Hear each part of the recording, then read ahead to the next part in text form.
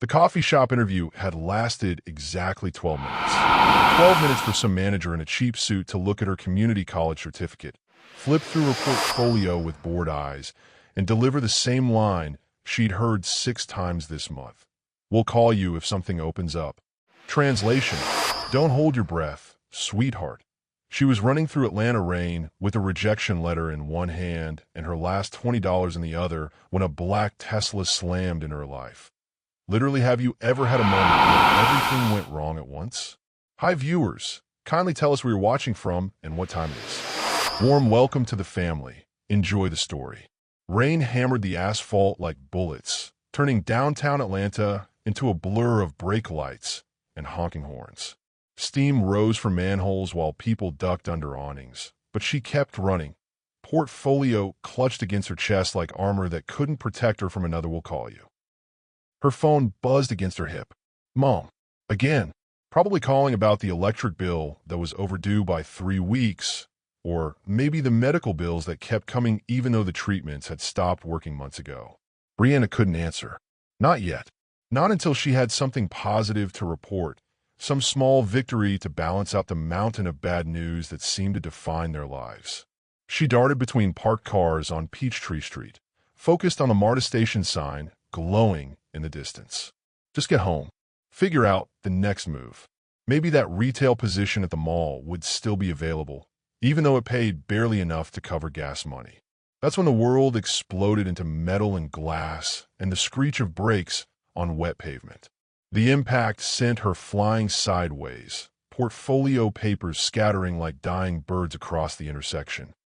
Her shoulder hit the Tesla's passenger door with a crack that she felt in her teeth, and suddenly she was sprawled on the cold asphalt, staring up at rain that felt like needles against her face. "Oh God, are you hurt? Don't move. Let me call 911. The voice cut through the ringing in her ears, deep and genuinely panicked in a way that surprised her. Most rich guys in expensive cars will be worried about their insurance premiums, not some girl who darted into traffic like an idiot. Brianna pushed herself up on her elbows, ignoring the fire shooting through her left shoulder. I'm fine. Don't call." "You're not fine. You're bleeding." She looked down at her hands. Sure enough, blood mixed with rainwater, probably from scraping the pavement. Her favorite jeans, the ones without holes, were torn at the knee. The portfolio lay in pieces around them, photographs of her best work floating in puddles like broken dreams. "My pictures," she whispered, scrambling to gather the soggy prints before they dissolved completely. "Forget the pictures. You could have a concussion." That's when she looked up and saw him. Tall, dark hair already soaked despite the few seconds he'd been in the rain, wearing a suit that probably cost more than she made in 3 months. But it was his eyes that stopped her cold, gray like storm clouds, and filled with genuine concern that didn't match the expensive car or designer clothes. "I said I'm fine." She snatched a photograph from near his feet, wincing as movement sent another spike of pain through her shoulder. Just give me your insurance information so I can get out of here." "Insurance?" He looked confused, like the concept of normal people needing insurance paperwork was foreign to him. "Look, let me take you to the hospital. Make sure you're really okay." "I don't need a hospital. I need—" She stopped, realizing how pathetic she was about to sound. "I need this day to end. I need to stop failing at everything. I need my mother to get better and the bills to stop coming and just one person look at my work and see something worth paying for." Instead, she held out her hand. "Insurance card, please." He pulled out his wallet, and she couldn't help but notice it was leather that looked soft as butter, the kind of quality her mother had taught her to recognize from window shopping in malls they couldn't afford. Everything about him screamed money, the kind of money that solved problems instead of creating them. "Are you sure you're not hurt?" he asked, handing over a business card along with his insurance information. "You hit pretty hard." "I've been hit harder." The words came out before she could stop them, bitter and revealing more than she'd intended. For a moment, they just stared at each other in the rain. Traffic moved around them, people honking and cursing, but something in that space between them felt suspended, like time had decided to pause and take notice. Then she read the business card. Austin Reed, CEO, Reed Technologies. The same Austin Reed whose company logo was printed at the top of the rejection letter still crumpled in her fist. The universe, it seemed, had a twisted sense of humor. The man who just crashed into her life was about to make an offer that would crash through every wall she'd built around her heart. When was the last time a stranger surprised you with unexpected kindness? The kind that makes you question everything you thought you knew about how the world works? Because that's exactly what Austin Reed was about to do to Brianna Williams, sitting across from her in a cafe that cost more per cup than she usually spent on groceries. You could have just handled this through insurance, Brianna said, stirring her latte with unnecessary force. The cafe in Midtown gleamed with chrome and exposed brick, the kind of trendy spot where lattes cost more than her hourly wage. She felt out of place until she noticed him watching her hands shake as she counted singles for tip money. I want to make sure you were really okay. Austin's coffee sat untouched in front of him, steam rising like incense between them. You seemed upset yesterday. Beyond the accident, I mean. Bad day. She kept her voice flat, neutral. Rich guys didn't need to hear about her problems, and she didn't need his pity. Happens to everyone. Does it happen to everyone in the parking lot of Reed Technologies? Heat flooded her cheeks. Of course he'd noticed. Of course he'd put together that she'd been at his building, probably figured out she'd been job hunting and failed spectacularly. I was in the area. The lie tasted sour on her tongue. For an interview. It wasn't a question. Brianna lifted her chin, meeting his gaze directly. Yes. For an interview. Which I didn't get, in case you're wondering. So if this is some kind of guilt thing, it's not. Her phone chose that moment to ring, Mom's contact photo lighting up the screen. Brianna hit decline, but not before Austin saw the worried expression that crossed her face. Take it, he said quietly. I'm not going anywhere. She shook her head, but the phone rang again immediately. Mom never called twice unless something was wrong. Really wrong. I'm sorry, I have to, she answered on the fourth ring. Mom? What's going on? Baby, I'm at the doctor's office. The test results came back, and they want to do more tests, but the insurance. Her mother's voice sounded small, defeated in a way that made Brianna's chest tight. They're talking about treatments we can't afford. I don't know what to do. Brianna's vision blurred at the edges. How much? $15,000. Just for the first round. The number hit her like a physical blow. $15,000 might as well have been $15 million. They didn't have $1,500 in savings, let alone $15,000. We'll figure it out, she heard herself say, the same lie she'd been telling for months. I'll figure it out, okay? Just don't worry. Honey, you can't keep. I said I'll figure it out. Her voice cracked on the last word, and she realized Austin was watching her with an expression she couldn't read. I have to go. I'll call you tonight. She hung up and stared at the phone for a long moment, trying to calculate impossibilities. Pick up more hours at the cafe. Maybe that retail job would come through. Sell her camera equipment. It was probably worth a few $100s at least. $15,000. Austin's voice was so quiet she almost didn't hear him. When she looked up, his gray eyes were intense, focused on her face like he was trying to solve a puzzle. I wasn't eavesdropping. He said out loud. It doesn't matter. She reached for her jacket, suddenly desperate to escape this conversation, this cafe, this man who'd somehow witnessed her life falling apart in real time. Thank you for the coffee, but I should. What if I told you I had a job opening? The words stopped her cold. Excuse me? A job? At Reed Technologies. Something that might help with your situation.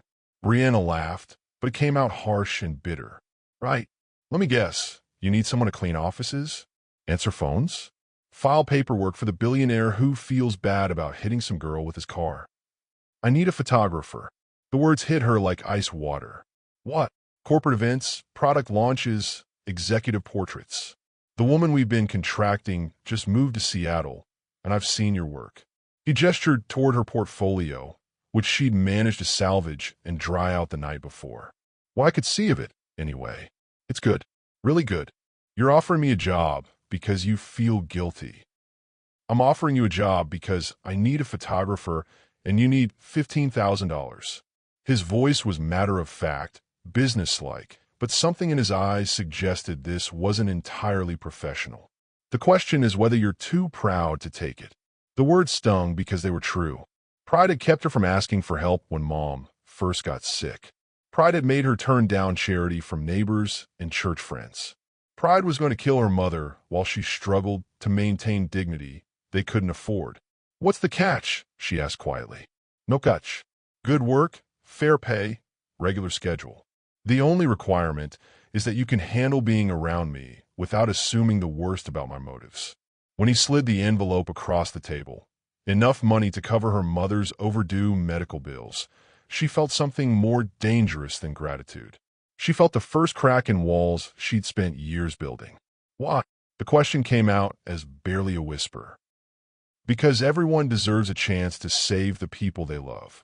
She'd spent 22 years refusing charity, until the night she found her mother collapsed on the bathroom floor.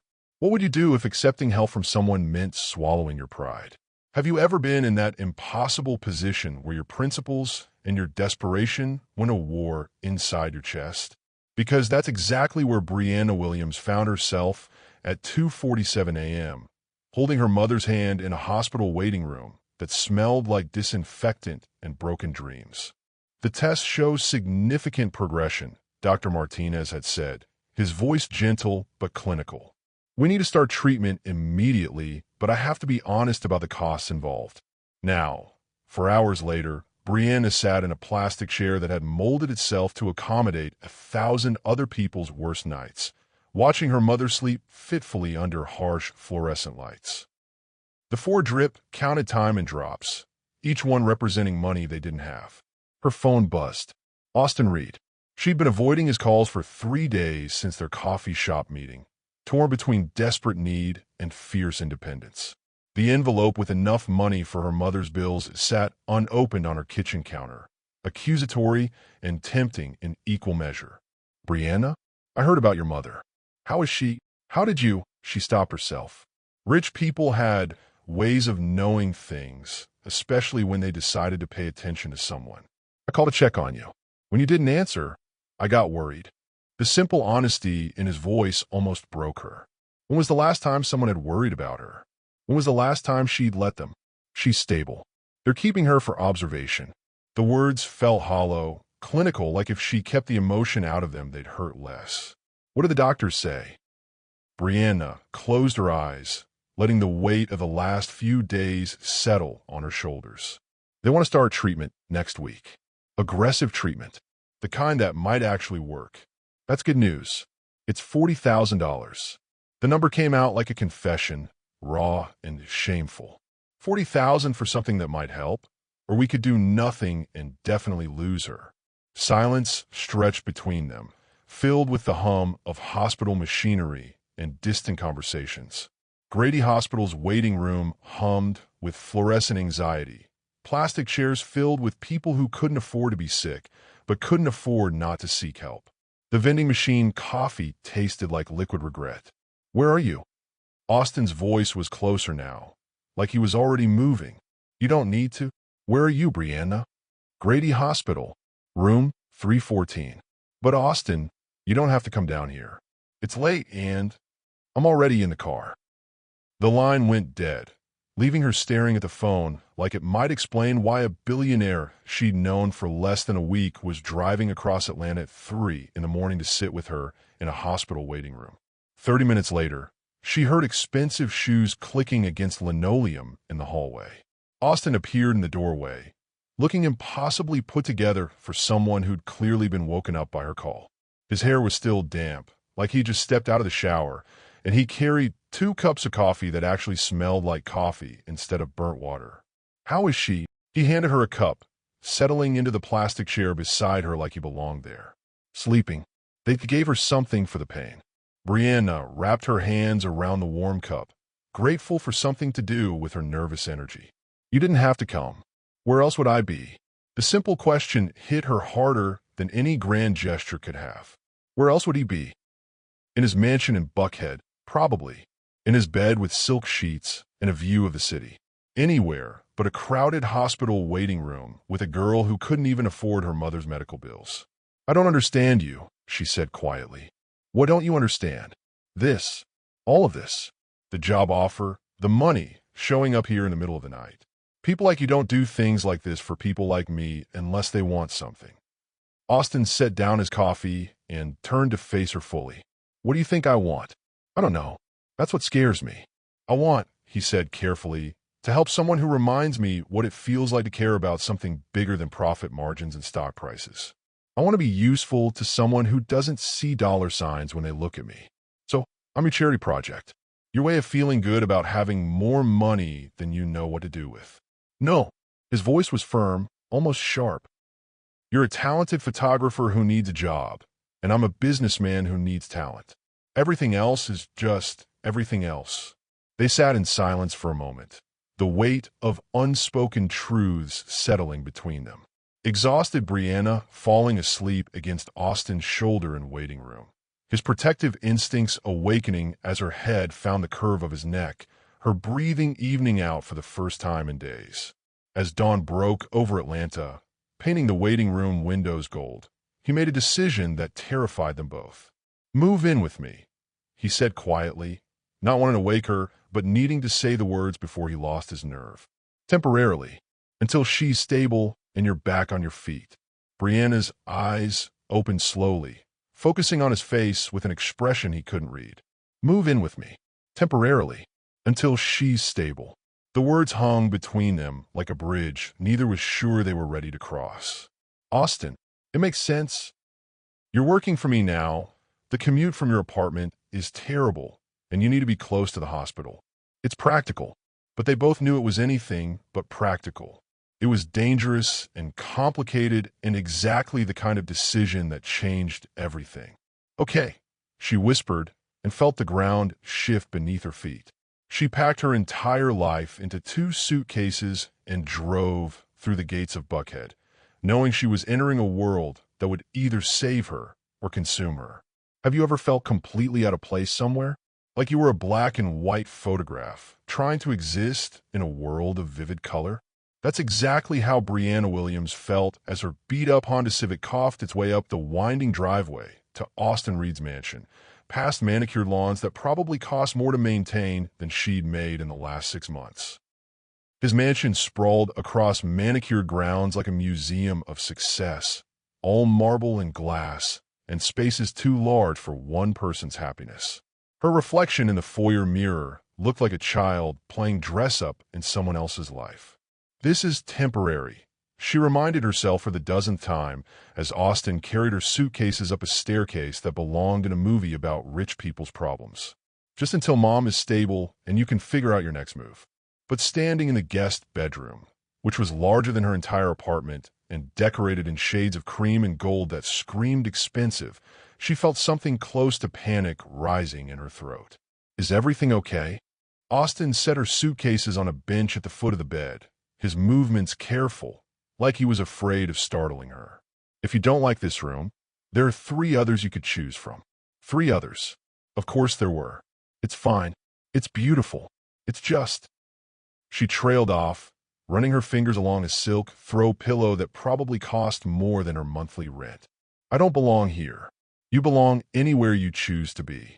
The conviction in his voice made her look at him sharply. Easy words when you've never had to worry about fitting in. You think I've never worried about fitting in? Austin's laugh was short, bitter. I grew up in a house twice this size where my parents spoke to me maybe 20 minutes a week, where every meal was formal and silent, and I ate dinner alone until I was 16 because they were too busy networking to remember they had a son. Something in his tone made her chest tight. Austin, you want to know why I offered you this job? Why I'm letting you stay here? He moved to the windows overlooking his backyard, hands shoved deep in his pockets. Because you're the first person in 10 years who's looked at me and seen something other than a bank account with legs. The raw honesty in his admission hit her like a physical blow. Here she was, worried about fitting into his world, while he was apparently just as lost as she was. I'm sorry, she said quietly. I didn't realize. Don't apologize. Just stay for dinner. Let me show you that this doesn't have to be weird or formal or anything other than 2 people sharing a meal. An hour later, they stood in his kitchen, A space that looked like it belonged in a magazine spread, but felt surprisingly warm with actual sunlight streaming through massive windows. Austin moved around the island with easy familiarity, pulling ingredient from the refrigerator like cooking was something he actually enjoyed rather than something his SD. Shocking, I know. Rich guy who can actually feed himself. His smile was self-deprecating, almost shy. I learned in college. Roommate was from New Orleans and said I couldn't survive on takeout forever. What are you making? Jambalaya. Fair warning, it's probably not as good as what you can get in Atlanta, but it's edible. She found herself smiling for the first time in days. I'll be the judge of that. Morning light streamed through floor-to-ceiling windows, turning his kitchen into a cathedral of possibility. For the first time in years, the space felt lived in rather than staged. As he cooked, they talked. Really talked. About her photography, about his business, about growing up in Atlanta neighborhoods that existed in completely different universes. She told him about her father leaving when she was 12, about her mother working 2 jobs to keep them afloat until the cancer diagnosis changed everything. He told her about boarding schools and summer camps and parents who love him most when he was achieving something they could brag about to their friends. Lonely rich kid and struggling poor girl, Brianna said when he handed her a bowl of jambalaya that smelled like heaven. We're like a walking cliché. The best clichés exist because they're true. Austin settled beside her at the kitchen island, close enough that she caught his scent, something expensive and masculine that made her more aware of him than was probably smart. This is really good, she said after the first bite. Like really, really good. Don't sound so surprised. Their eyes met across the steaming bowls, and something shifted in the air between them. Awareness. Attraction. The recognition that they were 2 adults sharing intimate space and getting to know each other in ways that had nothing to do with business arrangements or temporary living situations. Cooking together leading to playful flower fight. Sudden awareness of how close they're standing. Charge moment of almost contact as Austin reached past her to grab a dish towel, his arm brushing against her shoulder, both of them freezing at the contact. Brianna, he said quietly, his voice rougher than before. Yeah. This arrangement, it's going to work, right? We could be adults about this. The question hung between them, loaded with implications neither was quite ready to address. Because they both knew that sharing a house, sharing meals, sharing the intimate details of their daily lives was going to blur every professional line they'd try to draw. Of course, she lied, and wondered if he could hear her heart hammering against her ribs. Perfectly professional. But as they cleaned up dinner together, moving around each other in the kitchen like they'd been doing it for years, she knew they were both lying to themselves. That first night, she heard him pacing the hallway outside her door. When she opened it, he was gone, but the look in his eyes before he turned away told her everything. This arrangement was about to get complicated. Some walls are built to keep people out. Others are built to keep feelings in. Austin was about to discover which kind Brianna had constructed around her heart. When did you first realize someone saw the real you beneath the surface? Was it scary or liberating? For Brianna Williams, waking up in Austin Reed's guest bedroom for the 3rd morning in a row, the answer was both. Terrifying and freeing in equal measure, like standing at the edge of a cliff and realizing you wanted to jump. The smell of actual breakfast, not the cereal and instant coffee that had been her morning routine for years, drifted up from the kitchen. Bacon. Real bacon, not the turkey substitute she bought when she could afford meat at all. Morning light streamed through floor-to-ceiling windows, turning his kitchen into a cathedral of possibility. For the first time in years, the space felt lived in rather than staged. Good morning. Austin looked up from the stove, spatula in hand, hair still slightly messy from sleep in a way that made him look younger, more approachable. I wasn't sure what you liked, so I made everything. The kitchen island was covered with food. Pancakes, eggs, bacon, fresh fruit cut into perfect pieces, orange juice in a glass pitcher that caught the sunlight like liquid gold. It was the kind of breakfast she'd seen in commercials growing up, the kind that happened in families with money and time and parents who didn't work double shifts just to keep the lights on. This is too much, she said, settling onto a bar stool and trying not to let her amazement show. You didn't have to. When's the last time you had a real breakfast? Austin's question was gentle, but it hit harder than any accusation. And don't say yesterday, because grabbing a granola bar on your way out the door doesn't count. Brianna opened her mouth to lie, then closed it. The truth was, she couldn't remember. Months, maybe. Real breakfast was a luxury she'd given up along with cable television and name-brand groceries. I don't usually have time in the mornings. You have time now. He slid a plate in front of her, loaded with everything that had been missing from her life. One of the benefits of living 5 minutes from work instead of commuting across the city. They ate in comfortable silence for a few minutes. The morning news playing quietly on a flat-screen television mounted discreetly in the corner. Normal. Domestic. Like they were a couple who'd been sharing breakfast for years, instead of two strangers playing house. Can I ask you something? Austin's voice interrupted her thoughts. Shoot. Yesterday, when you were on the phone with your mother, you said something about the photography program at the community college. You never finished. The question shouldn't have stung, but it did. Another dream deferred. Another plan that life had demolished with medical bills and survival. I was 2 classes away from my certificate when Mom got sick the first time. Had to drop out to pick up more work hours. She kept her voice matter of fact, but Austin was watching her with those gray eyes that seemed to see too much. Always planned to go back, but you know how it is. Life gets in the way. What if it didn't have to? What do you mean? Austin set down his fork, turning to face her fully. I mean, what if you could finish? The classes, the certificate, whatever you need to make your photography official instead of just something you're good at. Austin, I can't afford. I'm not talking about money. I'm talking about time. About making space in your life for the things that matter to you. The intensity in his voice made her chest tight. Why do you care? Because talent like yours shouldn't be wasted because of circumstances beyond your control. Because everyone deserves the chance to become who they're meant to be. For a moment, she couldn't speak around the sudden tightness in her throat. When was the last time someone had believed in her dreams when she'd stopped believing in them herself? I want to show you something, Austin said suddenly, standing and extending his hand. Come on. She followed him through the house to a room she hadn't seen before, tucked away behind his home office. When he opened the door, her breath caught. It was a photography studio. Not just a room with good light, but a real studio with professional lighting equipment, backdrops, editing stations with monitors that cost more than her car. This was supposed to be another guest bedroom, Austin said, watching her face as she took in the space. But I thought, if you're going to be working for me, you should have somewhere to work that's actually equipped for what you do. Brianna moved through the studio like she was walking through a dream. Everything was top of the line, organized, ready to use.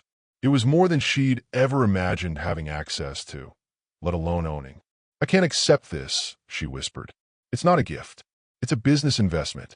Better equipment means better work, which means better results for my company. But they both knew that was a lie.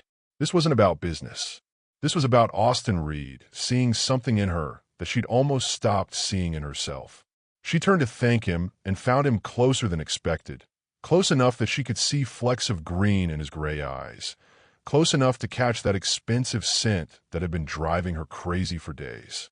Austin, she started, but forgot what she was going to say when his hand came up to touch her face, thumb tracing her cheekbone like she was something precious. Tell me to stop, he said quietly, and she realized he was going to kiss her. Right here, right now, in this room that felt like a temple to possibilities she'd never dared imagine. But she didn't tell him to stop. Instead, she stood on her toes and kissed him first. When she mentioned needing to find a job quickly to maintain her independence, his expression shifted. I have an idea, he said, but you're going to hate it. She was about to discover that working for a billionaire who's attracted to you comes with complications no employee handbook covers. The contract said, personal photographer for business events.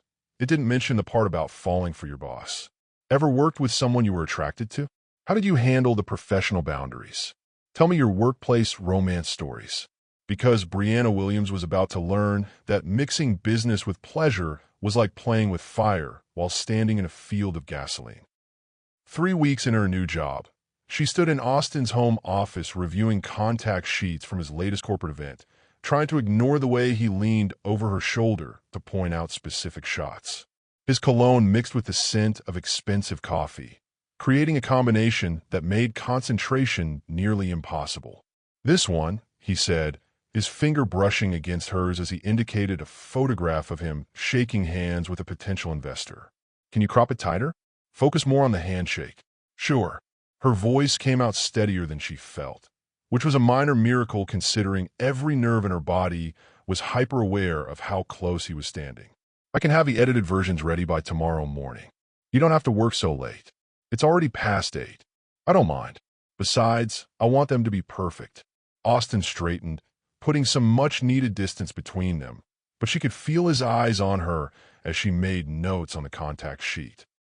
The past few weeks had settled into a routine that felt dangerously domestic. Shared breakfasts, late-night conversations over coffee, moments of casual intimacy that had nothing to do with their professional arrangement. "There's something else," he said, settling into the chair across from her desk. "The Morrison Foundation Gala is next Friday.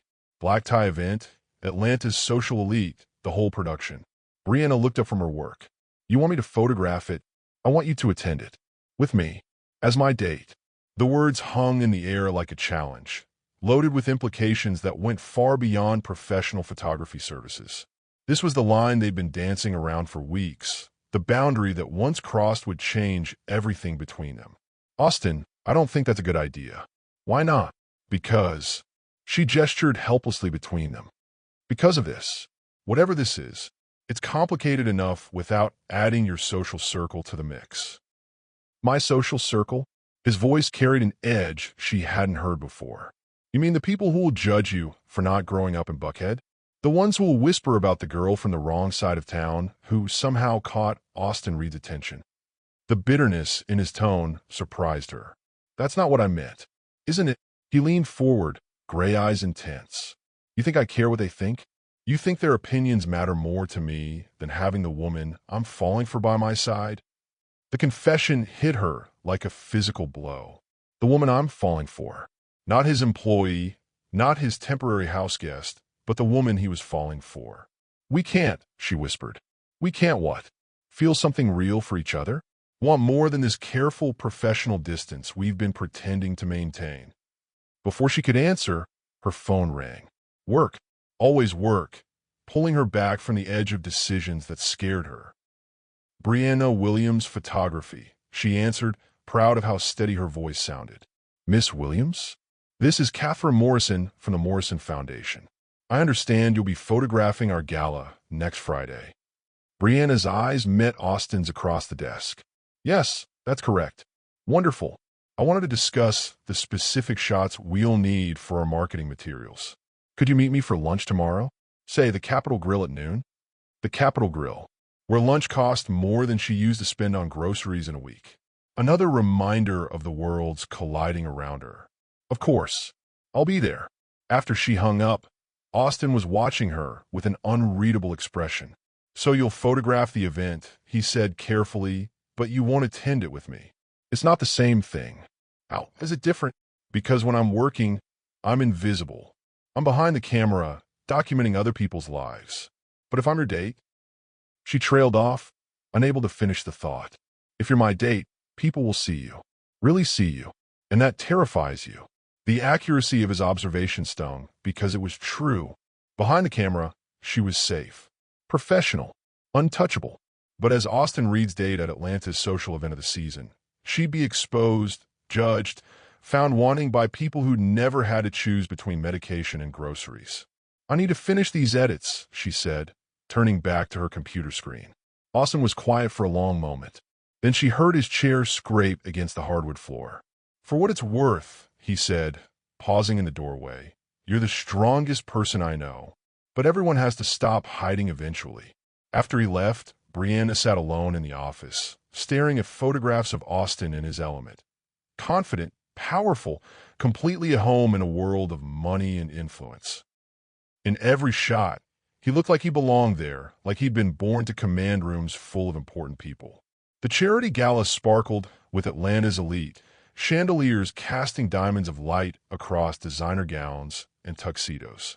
Through her camera lens, she watched Austin command the room, realizing she was photographing a man she barely knew. She was editing photos when she heard voices in the hallway outside Austin's office. Female voices, pitched low but carrying clearly through the partially open door. "Austin Reed, available again. Did you hear he's been seen around town with some girl? Probably another one of his charity cases. Remember that artist he dated 2 years ago? This one's different, though. Sarah saw them at dinner last week, and she said he looked smitten." Smitten. Laughter, sharp and dismissive. Austin Reed doesn't get smitten. He gets bored. Brianna's hands stilled on the keyboard. She should close the door, block out the conversation, but something kept her frozen in place. Victoria Kingsley is planning her move at the Morrison Gala. She's convinced she can win him back if she plays her cards right. Victoria always did think she was entitled to whatever she wanted, including Austin. And honestly, they make sense together. Same background, same social circle, same level. When socialite Victoria Kingsley cornered Austin with obvious intentions, Brianna felt something she'd never experienced: possessive jealousy. But it was Austin's reaction, his eyes immediately seeking hers across the room, that made her heart stop. The voices faded down the hallway, leaving Brianna alone with the echo of words that cut deeper than they should have. Same level, as if love could be measured in bank statements and family pedigrees. Her phone buzzed with a text from Austin. "Change your mind about Friday yet?" She stared at the message for a long time before typing back, "Ask me tomorrow." But she already knew what her answer would be.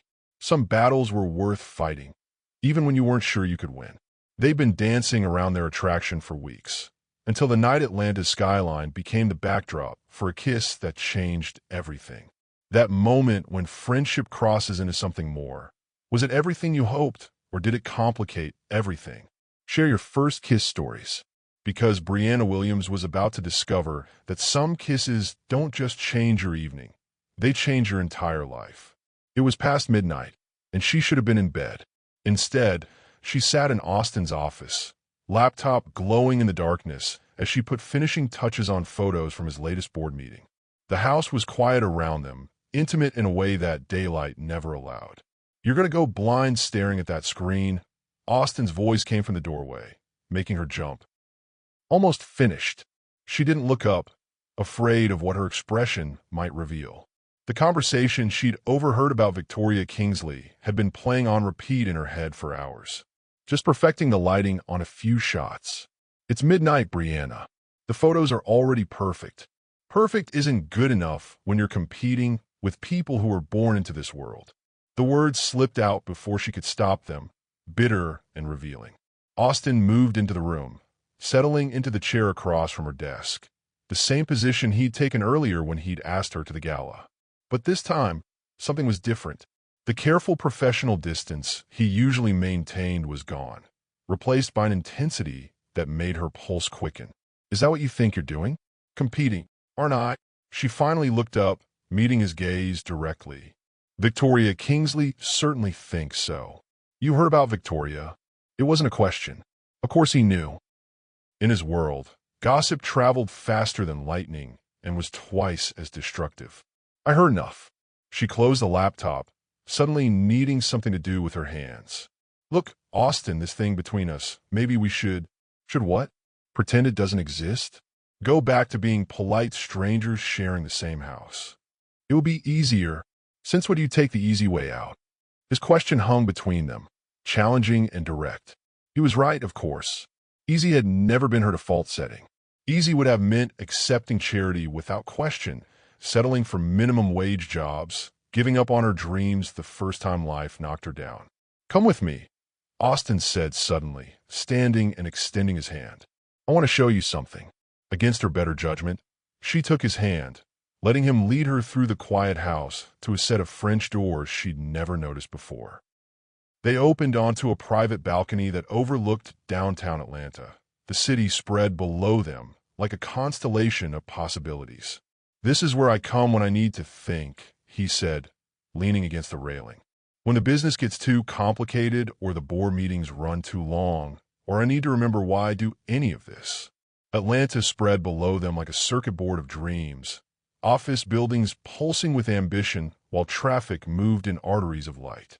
The city looked infinite from 40 floors up, but the space between them felt impossibly small. "It's beautiful," Brianna breathed, moving to stand beside him. The night air was cool against her skin, carrying the scent of RA. "I used to think success meant getting so high above everything that the problems looked small," Austin said quietly. "Turns out, the higher you get, the lonelier it becomes." "Is that why you offered me the job? Because you were lonely?"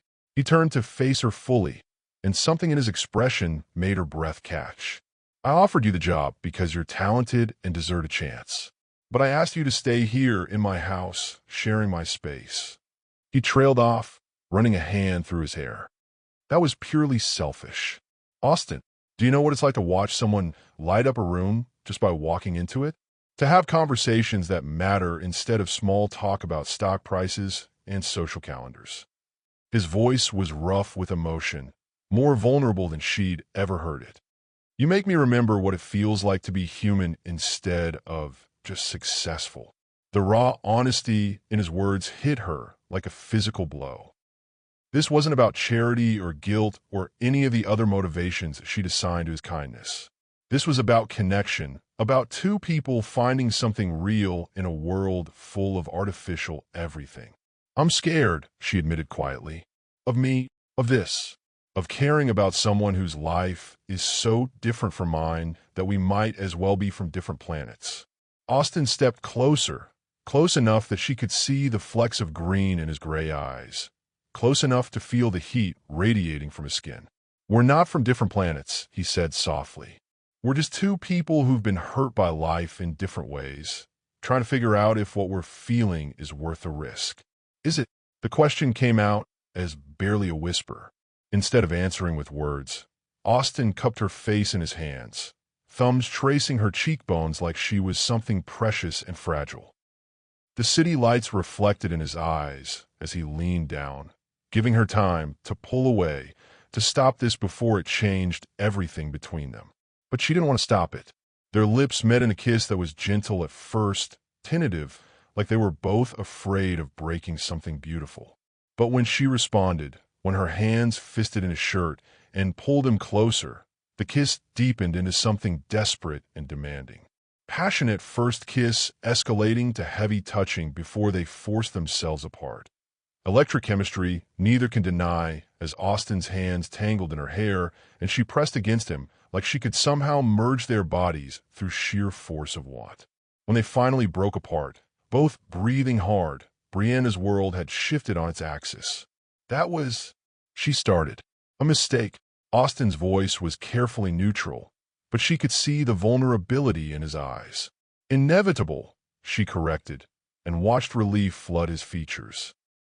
As she fled to her room, one thought echoed in her mind. She was falling for a man whose world would never accept a girl from her neighborhood. But the taste of his kiss suggested he might be falling just as hard. Some lines, once crossed, redraw the entire map of your life, and they were about to cross every single one. Distance makes the heart grow fonder. Or does it? How do you know when missing someone means you're falling in love? For Brianna Williams, the answer came at 3 a.m. on a Tuesday, staring at her phone and wondering if it was too late to call someone in San Francisco. Austin had been gone for 4 days on a business trip that was supposed to last 3. 4 days of rattling around his mansion alone, editing photos in the studio he'd built for her, sleeping in sheets that still carried traces of his cologne. For days of realizing how much space one person could fill in your life without you even noticing. The mansion felt cavernous without him, rooms echoing with conversations they'd shared. She found herself photographing empty spaces where he'd stood, trying to capture the ghost of his presence. Her phone buzzed on the nightstand. "Austin, did I wake you?" His voice sounded tired, distant through the phone line. "No, I was editing photos." "How's San Francisco?" "Rainy. Boring. Full of people who think they're changing the world by making apps that tell you where to find the best coffee." She could hear the smile in his voice despite his exhaustion. "How's Atlanta? How are you?" The simple question hit her harder than it should have. When was the last time someone had asked how she was and actually wanted to hear the answer? I'm fine. Good. Productive. The lies came easily, but something in her voice must have given her away. Brianna, how are you really? She closed her eyes, leaning back against the headboard of the bed that had somehow started feeling like hers over the past month. I miss you. The words hung between them, honest and terrifying. She'd never been good at admitting need, at letting people know they mattered to her. But something about Austin's voice in the darkness made truth feel safer than lies. I miss you too, he said quietly. More than I should, probably. What's that supposed to mean? It means I spent today's board meeting thinking about the way you look when you're concentrating on editing photos. It means I bought you something ridiculous from a street vendor because it reminded me of your laugh. It means I'm talking to you at midnight instead of sleeping because hearing your voice is the only thing that's felt right since I left. Steamy phone conversations while he's away. Admission of missing each other's physical presence. Building anticipation for reunion as his voice dropped lower, more intimate. Austin, I know we haven't talked about what happened on the balcony, about what it means or where we go from here. Maybe we don't have to figure it all out right now, she said softly. Maybe it's okay to just see what happens. Is that what you want? To see what happens? The question carried weight beyond its simple words. This was her chance to pull back, to retreat into safe professional distance before things got too complicated. Before she fell completely for a man whose world operated by rules she'd never learned.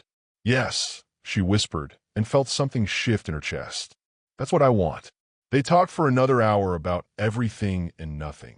Her mother's improving health, his frustrations with investors who cared more about quick profits than sustainable innovation, the book she was reading, the restaurant he'd tried that reminded him of a place they'd discussed visiting together. Domestic. Intimate. Like they were already a couple separated by distance, instead of two people still figuring out what they meant to each other. When she finally hung up, Brianna lay in the darkness, staring at the ceiling and acknowledging a truth that terrified her. She wasn't just attracted to Austin Reed. She was falling in love with him. The next morning brought news that changed everything. The buyer pulled out, her mother said over breakfast, her voice carefully neutral in the way that meant she was trying not to panic. The house sale fell through. Brianna's fork stilled halfway to her mouth. They'd been counting on the sale of her childhood home to cover ongoing medical expenses, to give them a financial cushion while her mother recovered. Without it, what does that mean? She asked, though she already knew. It means we're back to square one. It means the medical bills are going to be a problem again. The familiar weight of financial pressure settled on Brianna's shoulders like an old, unwelcome friend. Just when things had started feeling stable, when she'd allowed herself to imagine a future that included falling asleep next to Austin Reed, reality came crashing back. I'll figure something out, she said automatically. Baby, you can't keep trying to fix everything by yourself. But fixing things by herself was all Brianna had ever known. It was her default mode, her survival mechanism, the thing that had kept them afloat when everything else fell apart. Her phone rang. Austin, right on schedule for their morning check-in call. Good morning, beautiful. His voice was warm, affectionate in a way that made her chest tight with longing. One more day, and I'll be home. Home. He'd said home, not house or Atlanta, like she was part of what made it home for him. Austin, I need to tell you something, she said, stepping away from the kitchen where her mother was pretending not to listen. What's wrong? You sound upset. The concern in his voice almost broke her. How easy it would be to tell him about the house sale, about the money problems, about the fear that was already creeping back and around the edges of the happiness she'd finally allowed herself to feel. How easy and how impossible. Nothing's wrong. I can't wait for you to come back. It wasn't exactly a lie, but it wasn't the whole truth either. And as she hung up the phone, Brianna realized she was standing at another crossroads, another moment where pride and desperation would go to war in her chest. When he returned 3 days later, she was waiting in the foyer with a decision that terrified her. I need to tell you something, she said, heart hammering. I think I'm falling in love with you. His response would either build their future or destroy everything they built. She invited him to her world not as a visitor, but as a challenge. Prove you want me, not just what I represent. What's more intimate? Letting someone see your vulnerability or showing them your strength? Comment below with your thoughts. Because Brianna Williams was about to discover that real love isn't about being rescued. It's about being seen, accepted, and valued for exactly who you are. Austin had been back from San Francisco for exactly 6 hours when she made the decision that would change everything between them. Not in his mansion with its perfect lighting and expensive furniture, but in her world. Her real world. "I want you to see where I come from," she said over breakfast, her hands wrapped around a coffee mug to hide their shaking. "My neighborhood, my apartment, the life I had before, all this." Austin set down his fork, giving her his complete attention. "Okay. Just like that? Okay. Brianna, I'd follow you anywhere. You know that, right?" The simple honesty in his response made her chest tight. She'd expected questions, maybe hesitation, some sign that visiting her old neighborhood was slumming it for a billionaire. Instead, he looked at her like she'd offered him a gift. 2 hours later, they stood outside the apartment complex where she'd lived for 3 years. Austin's Tesla looking painfully out of place among beat-up Hondas and pickup trucks held together with hope and duct tape. "This is it," she said, suddenly self-conscious about the peeling paint and broken security gate. "Not exactly, Buckhead." "It's perfect," Austin said, and the conviction in his voice surprised her.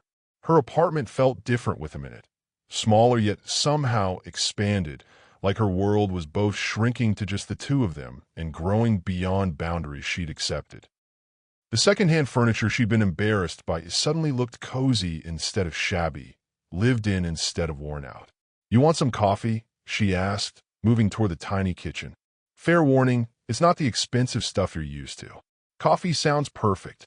She was measuring ground when she felt him behind her, close enough that she could feel the heat from his body without actually touching. "Brianna," he said quietly. "Yeah." She didn't turn around, afraid of what her expression might reveal. "Thank you for bringing me here, for letting me see this part of your life. It's not much. It's you." His hands settled on her waist, turning her to face him. "It's real and honest and beautiful, just like you." The words hit her like a physical blow.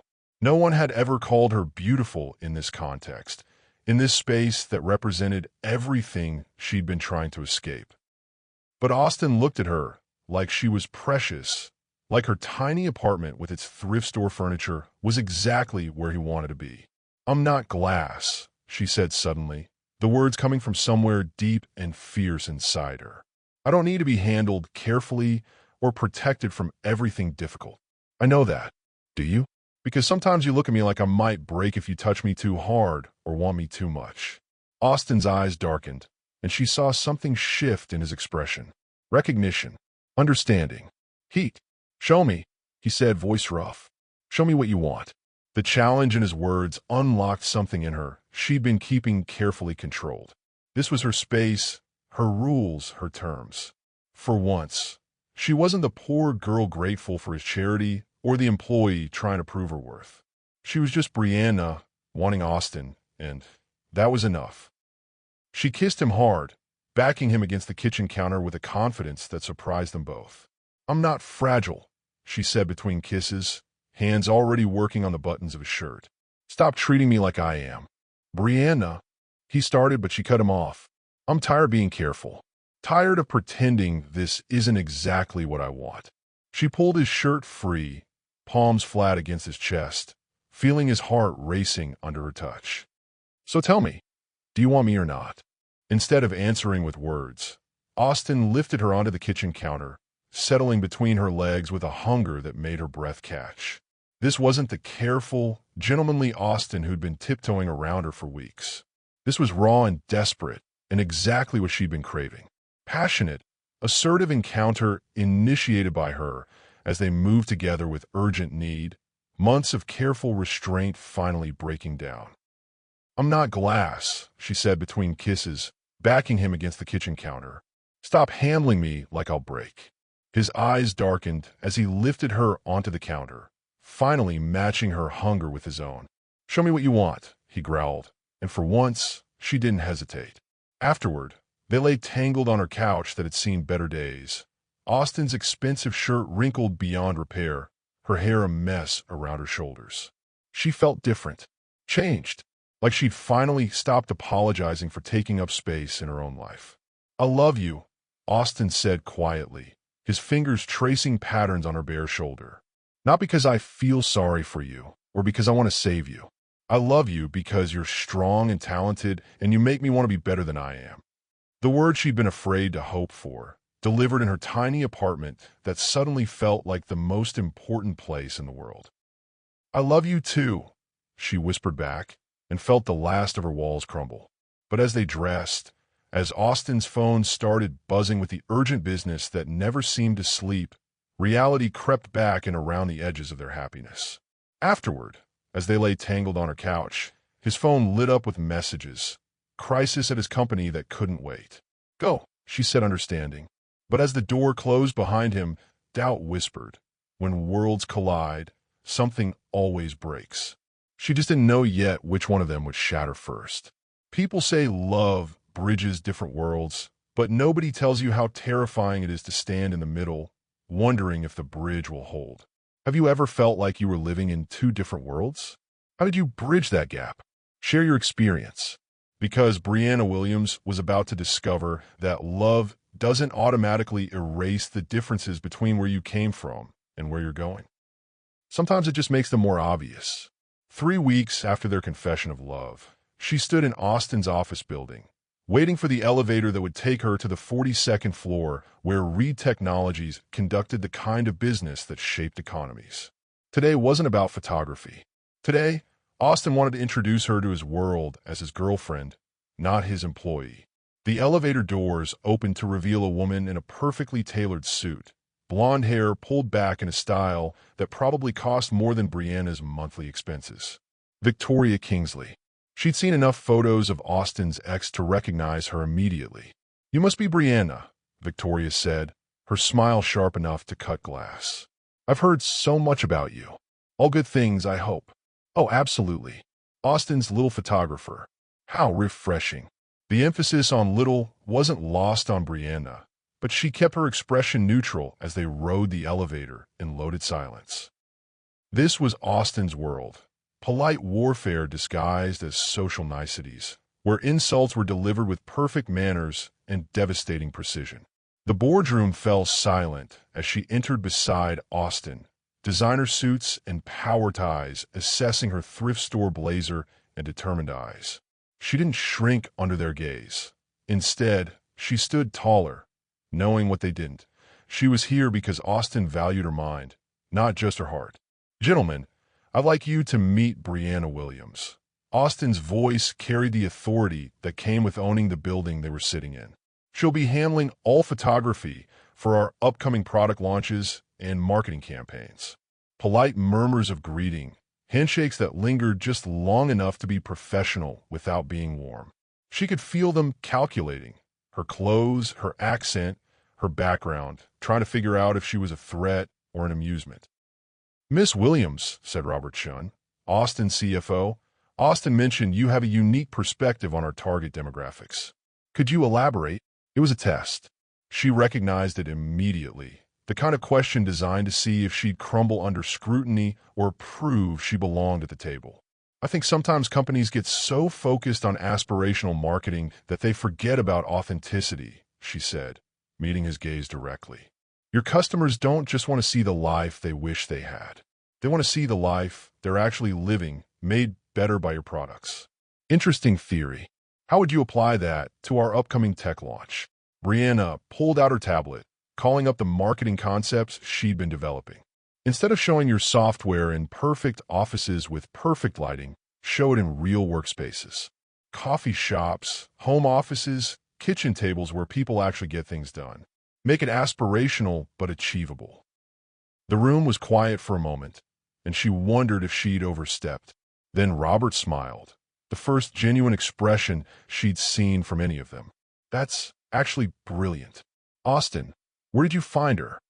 "She found me," Austin said, and something in his tone made her look at him sharply. "Pretty." He was proud of her, not just protective or supportive, but genuinely proud to have her there. After the meeting, they walked through downtown Atlanta toward the restaurant where they'd planned to have lunch. The October air was crisp, leaves beginning to turn, the city beautiful in that particular way that made you fall in love with the South all over again. That went well, Austin said, taking her hand as they waited for the light to change. Did it? I felt like I was being interviewed for a job I already have. You were, and you passed with flying colors. Is that what loving you means? Constantly having to prove I belong in your world? Austin stopped walking, turning to face her fully. Is that what you think? I don't know what to think. 3 hours ago, I was confident and capable and sure of myself. Then I spent 30 minutes in a room full of people who see me as your CH. They don't see you as a charity project, don't they? Your ex-girlfriend certainly does. Victoria made it very clear that I'm a temporary curiosity, something you'll get bored with once the novelty wears off. Victoria's opinion stopped mattering to me years ago. Why should it matter to you? The question hit harder than he'd probably intended. Why did it matter? Why was she letting the opinions of people she didn't even like affect how she felt about her relationship with Austin? Because she said quietly, part of me is afraid she's right. They were standing on the sidewalk outside the restaurant where Austin had made reservations, people flowing around them like water around stones. Normal couples having normal conversations about normal relationship problems. But nothing about their situation was normal. Look at me, Austin said, cupping her face in his hands. I don't care about the differences in our backgrounds. I don't care about bank statements or social circles or any of the other artificial barriers people use to keep each other apart. I care about you. The woman who challenges me to be better, who sees possibilities I'm too cynical to imagine, who makes me laugh and drives me crazy and feels like home. Spontaneous, intimate moment in his office after hours, marking territory in his world as he backed her against the glass wall overlooking the city, kissing her with the kind of possession that made her forget every doubt Victoria had tried to plant. When he mentioned creating a foundation focused on medical access for her community, something shifted in her chest. What exactly are you proposing? She asked carefully. His answer wasn't just about buildings and funding. It was about legacy, future permanence. Things she'd never dared to want. I want to build something with you, he said against her lips. Not just a relationship, but something that lasts. Something that matters. And for the first time since stepping into his world, Brianna felt like she belonged there. She grew up believing survival was the best she could hope for, until the day someone handed her the power to change the system that nearly broke her. What would you change if you suddenly had the resources to make a difference? What cause means everything to you? Share your vision below. Because Brianna Williams was about to learn that sometimes the most powerful revenge against a system that tried to crush you is refusing to let it crush anyone else. The community center in her old neighborhood looked exactly the same as it had when she was 12 years old. Peeling paint, broken windows patched with cardboard, dreams deferred by lack of funding. But today, standing beside Austin as they surveyed the building that could become something transformative, it looked like possibility. This is where it all started for me, she said, running her hand along the cracked concrete wall.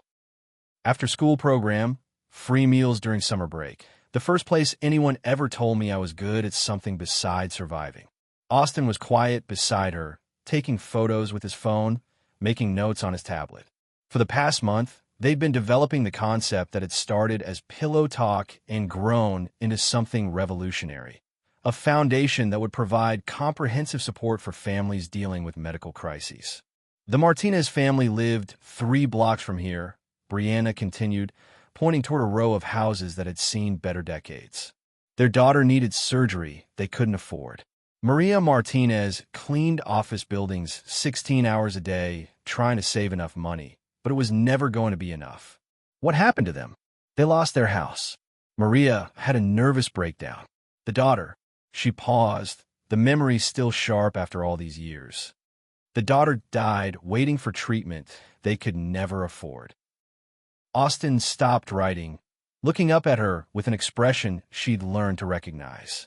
It was the look he got when he was calculating, not money, but impact. How to turn resources into results, privilege into purpose. How many families in this area face the same situation? Hundreds, maybe thousands. Medical bankruptcy isn't just numbers on a spreadsheet, Austin. It's kids who grow up believing their lives aren't worth saving because their parents can't afford to save them.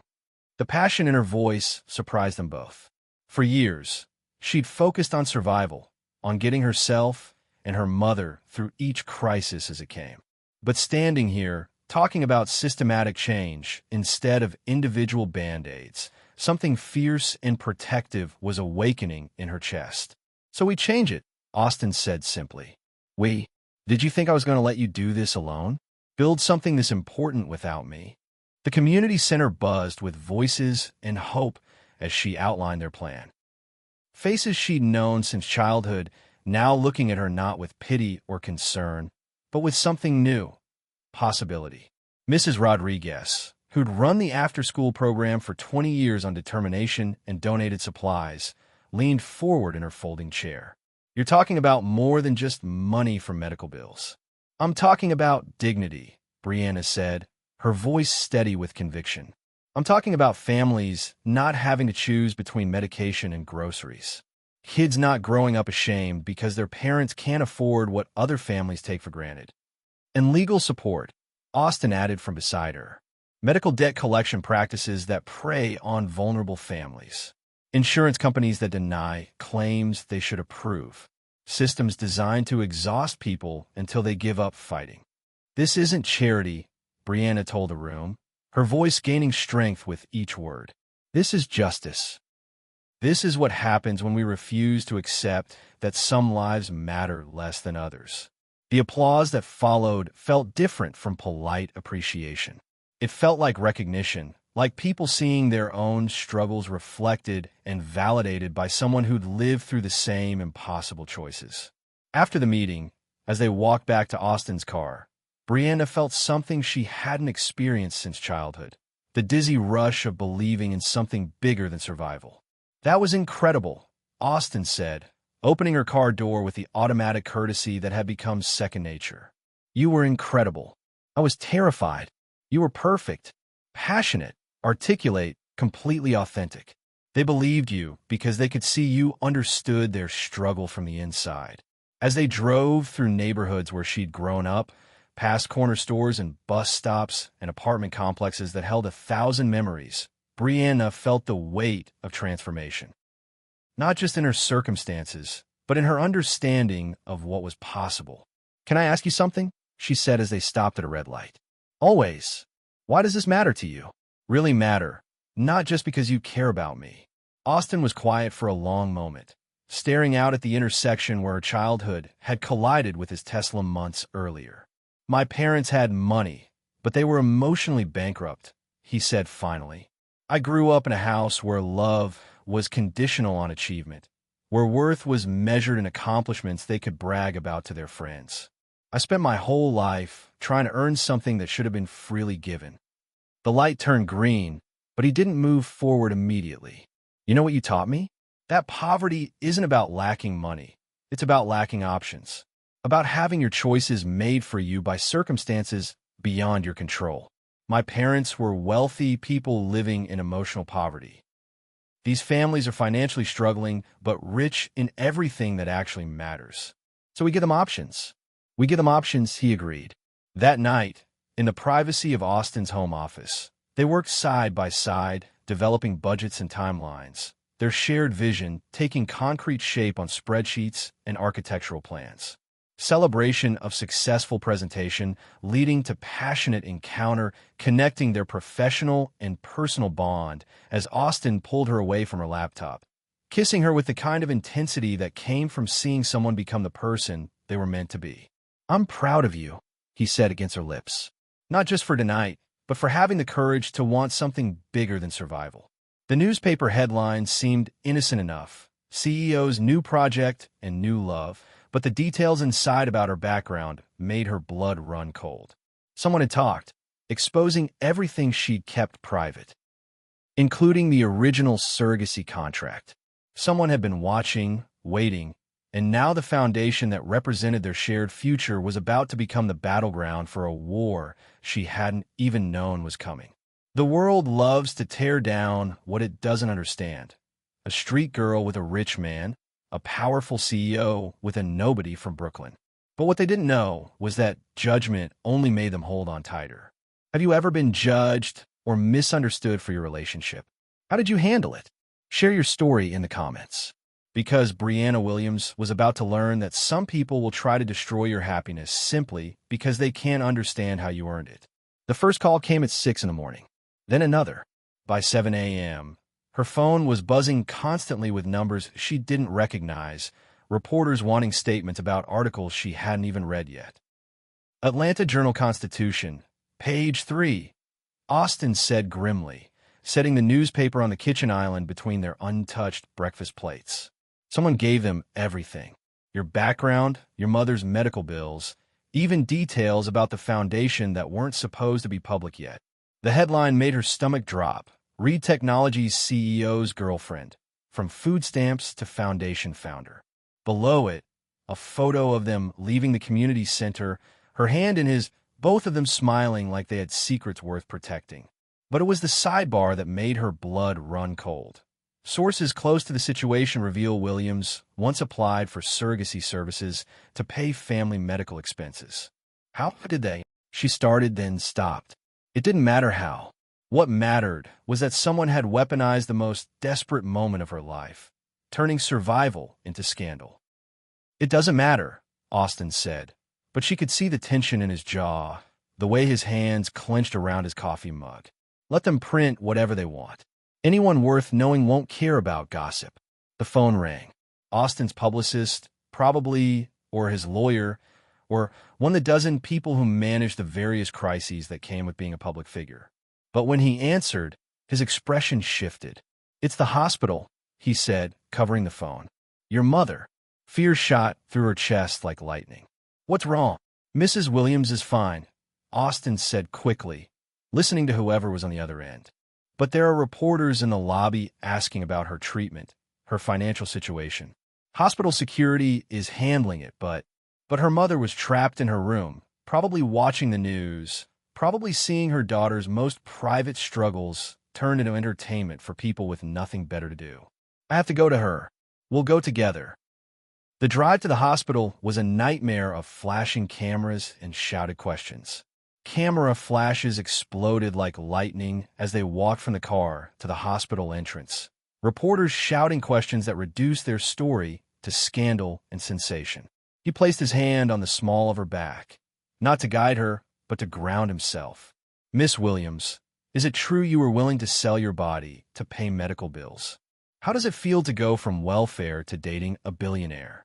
Are you using your relationship with Mr. Reed to profit from your family's misfortune?" Each question hit like a physical blow, designed to make her stumble, to get the reaction shot that would lead tomorrow's news cycle. But Austin's hand on her back kept her moving forward, kept her spine straight and her expression calm. Her mother was sitting up in bed when they arrived, the newspaper folded neatly on her bedside table, her expression unreadable. "Hi, baby," she said quietly. "I see you've made the news." "Mom, I'm so sorry. I never wanted." "Are you ashamed of me?" her mother interrupted. "Of the choices I made? The help I accepted?" The question hit her like ice water. "What?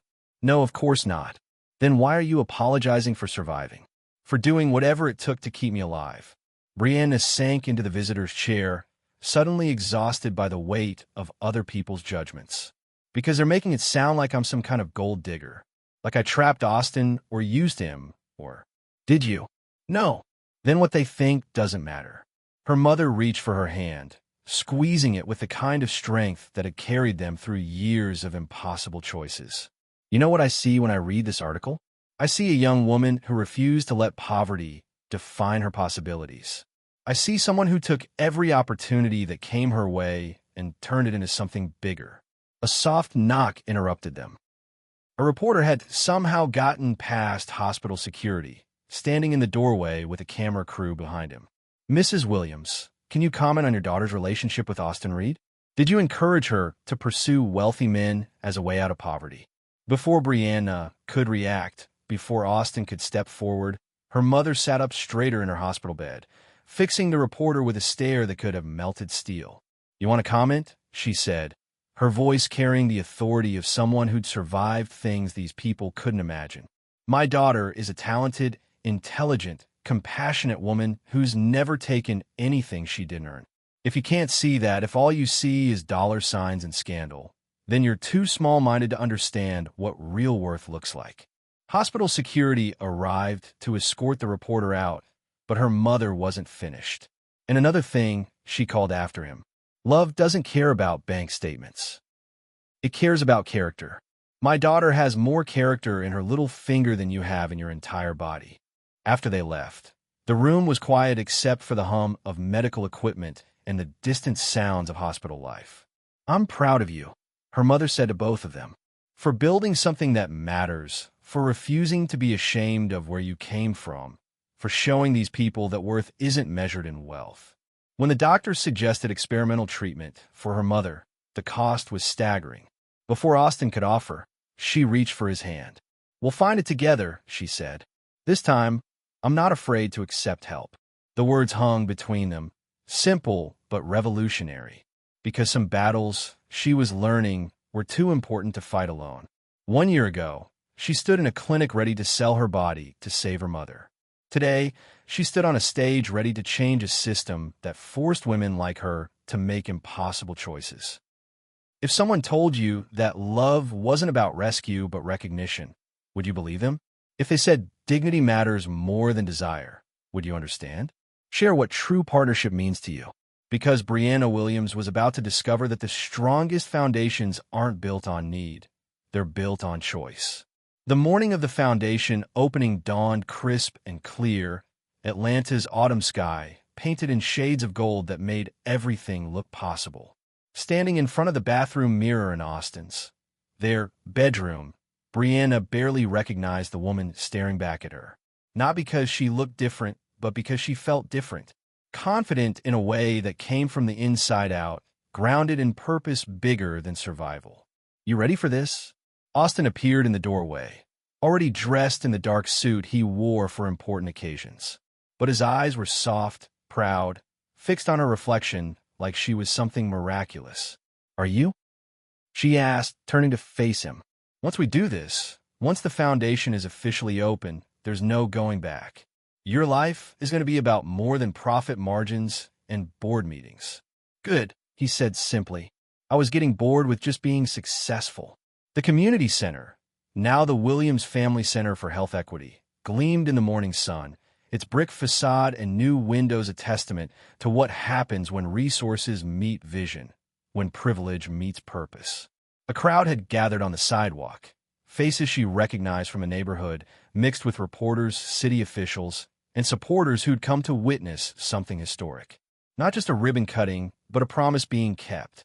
"Ladies and gentlemen," the mayor's voice carried over the crowd, "it's my honor to introduce someone who understands that real change happens when we refuse to accept that some lives matter less than others. Brianna Williams."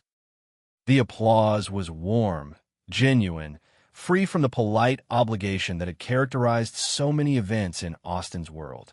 These people were here because they believed in what she was building, because they'd lived through the struggles this foundation was designed to address. "A year ago," Brianna began, her voice carrying clearly over the crowd, "I stood in a medical office ready to make a choice no woman should have to make. Ready to trade my body for my mother's life because I'd exhausted every other option." She could see Austin in the front row, his expression proud and protective in equal measure. Beside him, her mother sat in a wheelchair, not because she needed it, but because the experimental treatment had left her weak in the knees but strong in spirit. I'm not sharing this story for sympathy or shock value. I'm sharing it because somewhere in this city, right now, another young woman is sitting in a similar office facing the same impossible choice. Another family is choosing between medication and groceries. Another parent is lying awake, wondering if their child's life is worth less because they can't afford to save it. The crowd was completely silent, hanging on every word.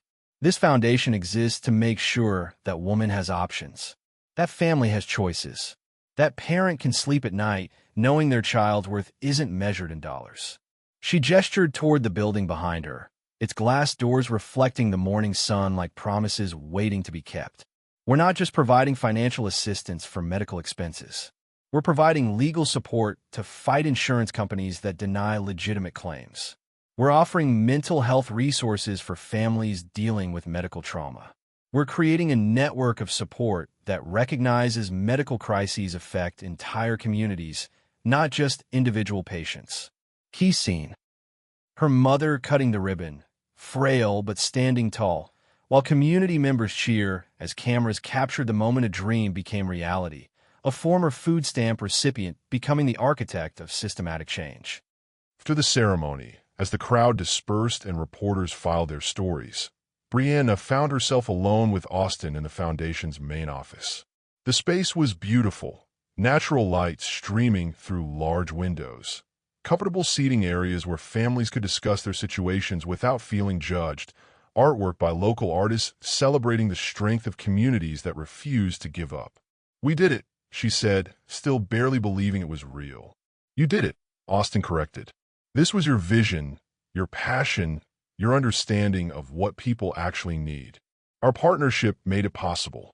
He moved closer, taking her hands in his, looking at her with an expression that made her breath catch. "About partnerships," he said, voice suddenly nervous in a way she'd never heard before. "There's something I've been wanting to ask you." Private moment in Foundation office after everyone leaves, marking territory as there's when Austin produced a small velvet box from his jacket pocket, his hand steady despite the magnitude of the moment. "I know we've talked about building something together," he said, dropping to one knee in the office that represented their shared values, their common purpose. "But I want to make it official.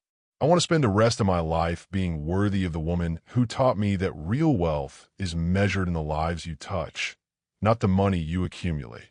The ring was beautiful, not ostentatious or designed to impress, but elegant and timeless, like promises meant to last forever.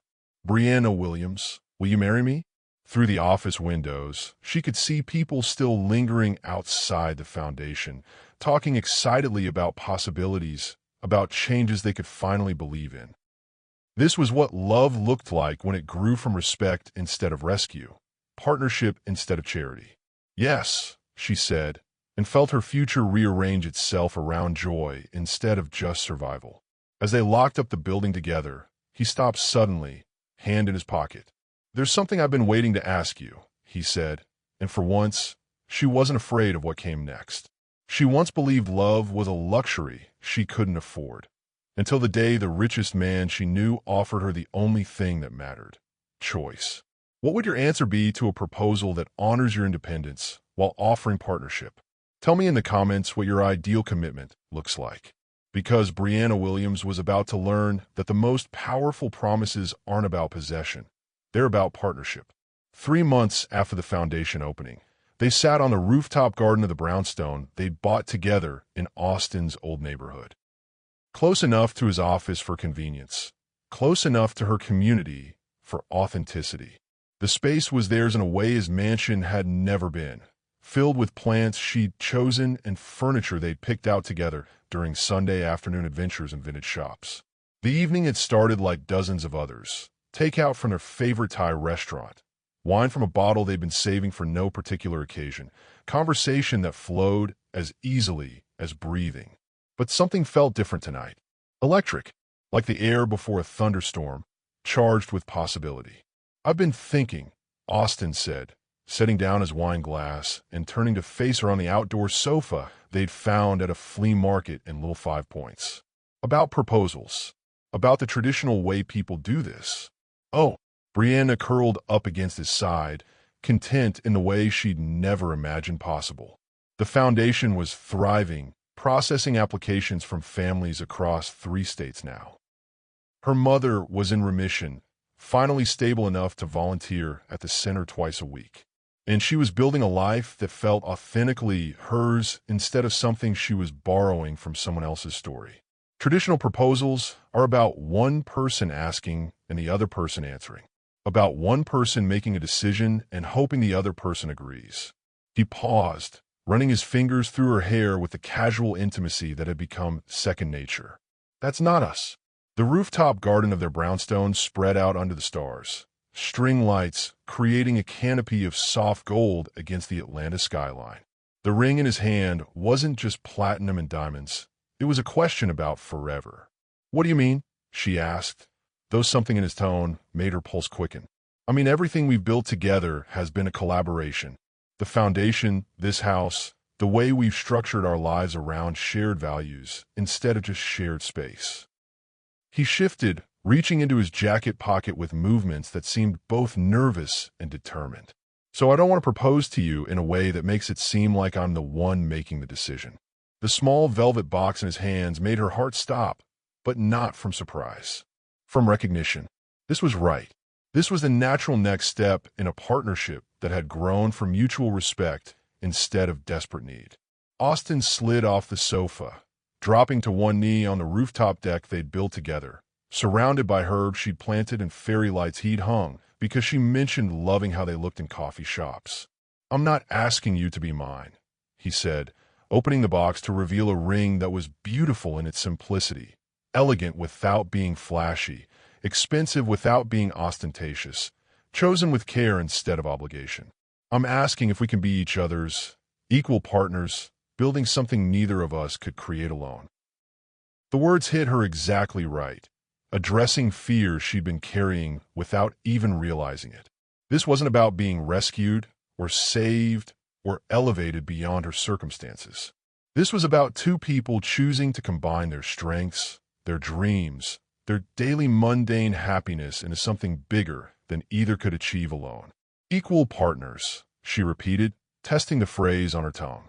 In everything. Business decisions, personal choices, how we spend our time and money and energy. No more you being grateful for my help or me being protective of your independence. Just us making decisions together. Brianna looked at the ring, then at Austin's face, then out over the city where they'd met in chaos and found each other in purpose. A year ago, she'd been ready to trade her body for her mother's life. Tonight, a man who could have had anyone was asking her to share his future as an equal. There's one thing, though, she said, taking the ring from the box and examining it in the soft light. Austin's expression flickered with concern. What's that? I want to keep my name. Williams has weight now, credibility in communities where it matters. The foundation, the work we're doing, it's connected to who I was before I met you. Relief flooded his features. Of course. I wouldn't want you to change anything that makes you who you are. She slipped the ring onto her finger, feeling the weight of promise and possibility. It fit perfectly, of course. Austin paid attention to details like that. There's something else, she said, standing and pulling him to his feet. If we're doing this, if we're really building a life together, I need you to understand something. What? I'm not the same person you met in that intersection. I'm not grateful anymore, not in the way I was. I'm not your charity case or your project or your way of feeling good about having money. Her voice was steady, sure. I'm your equal, your partner, someone who brings as much to this relationship as I take from it. Austin's smile was brilliant, transforming his whole face. That's exactly who I fell in love with. The woman who refused to stay rescued, who turned opportunity into impact, who taught me that the best partnerships aren't about what you can do for each other. They're about what you can build together. So yes, she said, going up on her toes to kiss him. Yes to equal partnership. Yes to building something beautiful together. Yes to whatever comes next. Passionate celebration of engagement, specific focus on equal partnership as they move together with the kind of intimacy that came from truly seeing each other, accepting each other, choosing each other with full knowledge of what that choice meant. Later, lying tangled in sheets that smelled like them instead of just him, Brianna traced patterns on Austin's chest and marveled at how different this felt from every relationship story she'd ever heard. Can I tell you something? She said into the comfortable darkness. Always. When I was growing up, I used to think love was about need, about finding someone who could fix the broken parts of your life or provide whatever you were missing. She paused, finding the words for feelings she'd never articulated before. My mother needed my father to be reliable, and when he wasn't, Everything fell apart. I needed you to be my financial salvation, but that's not why I fell in love with you. Why did you fall in love with me? Because you saw me, not as a project to be fixed or a story to be rewritten, but as someone already complete who could become even better with the right partner. She lifted her head to meet his eyes in the dim light. You didn't try to rescue me from my life. You helped me build a better one. Is that what good love looks like? Partnership instead of rescue? I think so. I think the best love happens between people who choose each other not because they need each other, but because they want to see what they can create together. Austin was quiet for a moment, his fingers combing through her hair with the absent affection of someone completely comfortable in his own skin. I have a confession, he said finally. What? I bought the ring 3 months ago, right after the foundation opening. Watching you speak to all those families, seeing you transform from someone who'd survived into someone who was changing the system that tried to break her. His voice was soft, wondering. I knew that night that I wanted to spend my life being worthy of the woman who taught me that real wealth is measured in the lives you touch, not the money you accumulate. Why did you wait? Because I want to be sure you were choosing me, not security, not stability or financial safety or any of the other things I could provide. He turned to face her fully, expression serious in the moonlight streaming through their bedroom windows. I wanted to be sure you were saying yes to Austin, not to Austin Reed's bank account. The distinction mattered. It mattered because it acknowledged the journey she'd taken from desperation to choice, from survival to partnership. It mattered because it recognized that the woman in his bed was fundamentally different from the girl who'd run into traffic with a rejection letter in her hand. I love you, she said simply. Not what you can do for me, or provide for me, or fix in my life. I love who you are when you think no one's watching. I love how you make me laugh, and how you challenge me to be better, and how you see possibilities I'm too practical to imagine. The engagement announcement in the next day's paper was small, tucked between local business news and community events. No scandal this time, no breathless speculation about motives or backgrounds. Just two people who'd found something worth building together. As she slipped the ring onto her finger, a thought struck her with such clarity it took her breath away. This wasn't just about them anymore. There was something she needed to tell him, something that would change everything again. But that news could wait until tomorrow. Tonight was about promises made and accepted, about two people who'd learned that the strongest foundations are built on choice, not necessity. The body she once offered as sacrifice now created life by choice. The ultimate testament to what happens when love sees dignity instead of desperation. So what would you do if someone saw your worth before you believed in it yourself? Would you run? Or would you build something that lasts? Comment below with what you would have done in her shoes. Because Brianna Williams was about to complete a journey that began with survival and ended with legacy. 6 months after their engagement, Brianna stood in the nursery of their brownstone, one hand pressed to her growing belly, the other holding a letter from a young woman in Phoenix whose medical bills had been covered by their foundation. Success stories arrived weekly now. Families who hadn't lost their homes, children who'd received treatment, parents who could sleep at night knowing their worth wasn't measured in bank statements. The nursery walls glowed soft yellow in the morning light, hand-painted constellations spanning the ceiling. Not just stars from fairy tales, but the actual night sky that had watched over Atlanta the night they met. Austin had spent weeks researching the exact configuration, wanting their daughter to grow up under the same stars that had witnessed her parents' collision. How are my girls doing this morning? Austin's voice came from the doorway, warm with the kind of happiness she'd never imagined possible. Your daughter is doing gymnastics at 7 a.m., Brianna said, rubbing the spot where tiny feet were apparently practicing for the Olympics. And your fiancé is reading thank you letters from families who don't have to choose between medication and groceries.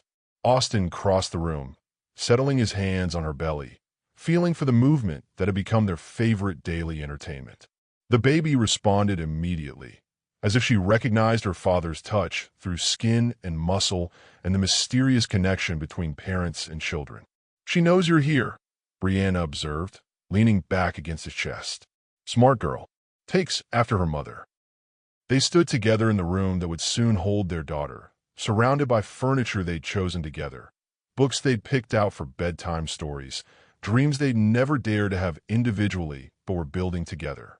The crib had been Austin's choice, solid wood, built to last generations. The rocking chair had been hers, vintage, reupholstered in fabric that felt like hope. "I've been thinking," Brianna said, covering his hands with hers, "about the story we'll tell her, about how we met, how we fell in love, how we got here. What will you tell her?" "The truth. That love isn't about rescue or salvation or being saved by someone else. It's about recognition, about finding someone who sees your worth before you fully believe in it yourself, and then building something beautiful together." Austin's arms tightened around her, and she could feel him smiling against her hair. "What else will you tell her?" "That her mother once thought survival was the best she could hope for, but her father taught her to dream bigger. That together they built something that changed lives, including their own." She placed his hand on her growing belly, where life they'd created by choice, not contract, stirred beneath her skin. "This is what happens," she whispered, "when sacrifice becomes celebration." The morning sun climbed higher, painting everything in shades of gold that made ordinary moments feel sacred.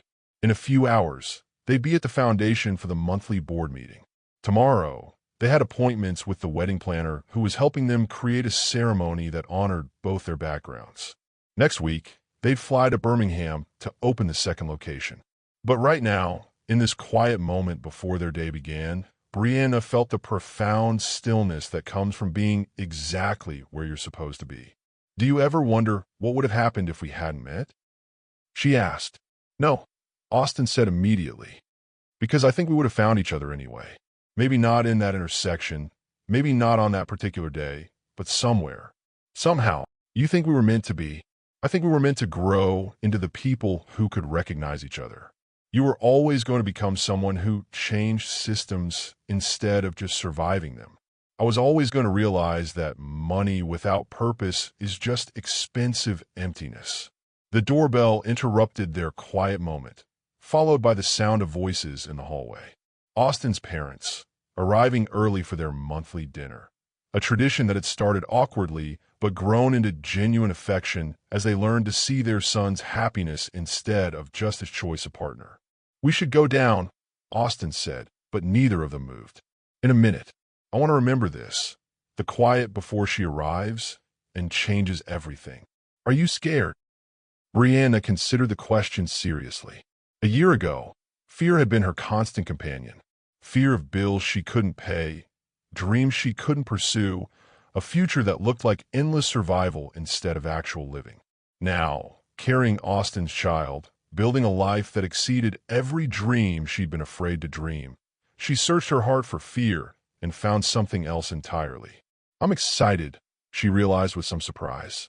"I'm excited to raise a daughter who'll never doubt her worth, who'll grow up knowing that love is about partnership and choice and building something beautiful together.